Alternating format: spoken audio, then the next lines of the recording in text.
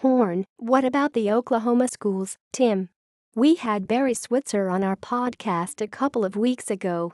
He assured us that Oklahoma would beat Oklahoma State not once this season, but twice this season.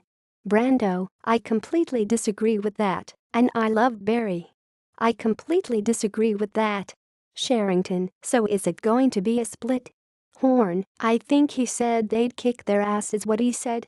Like they always do, is what he said. Sherrington, going into the season I thought Oklahoma State was the better team of the two. I'm not so sure now. Do you think that those two teams split? Or first of all I should ask the question, will they have the opportunity to split? Brando, I think they will. Not Texas can play a role in this. I think I said earlier in the year, when you guys had me on, that I thought Texas could determine the winner and be a spoiler if you will, because they're capable of winning either one of those games in my opinion, but they're just not consistent enough. Oklahoma State on paper is the better team in total. Mason Rudolph just has not had the stage that Baker Mayfield has had. Now, going and blowing Pitt's doors off in Pittsburgh was impressive, but it's still Pitt, and Pitt isn't what it was a year ago. We know that, and college football pundits know that. I moved Oklahoma because they beat Ohio State at the shoe. I moved them ahead of Oklahoma State in my poll. In my preseason poll I had the Cowboys in the 4 position, therefore getting into the college football playoff, and they still control their own destiny.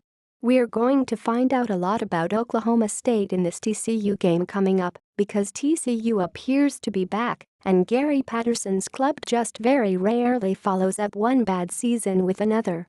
They usually bounce back, and it looks like Sonny Cumbie, with Meacham having left, it looks like to me like Cumbie has kind of figured some things out. I think TCU, Texas, and West Virginia, all 3 of those teams, listen, this has been a really good start for the Big 12 across the board, even with West Virginia's loss to Virginia Tech. Virginia Tech is really good, and West Virginia was in that game, and Grier is a really good quarterback. I think that all of those teams are credible teams, and it's not going to be easy for Oklahoma or Oklahoma State to get to Bedlam with at least one of them having a loss. Let's say they do, for argument's sake say they do, and they play that game in early November, and neither one of them loses another game. If there's a rematch of Bedlam in the Big 12 title game, it adds, in my opinion, huge credibility for the College Football Playoff Committee. Number 1, because it's a championship environment at Jerry World. Number 2, because these two teams will have played a month earlier, and what my opinion would have probably been an epic game in Stillwater, and now you've got storylines coming off that. And you've got that 13th quotient that the Big 12 has been missing on the last day of December, when the SEC, Big 10 and the ACC are all playing title games. I think that helps with either team, provided they did split and they both had a loss.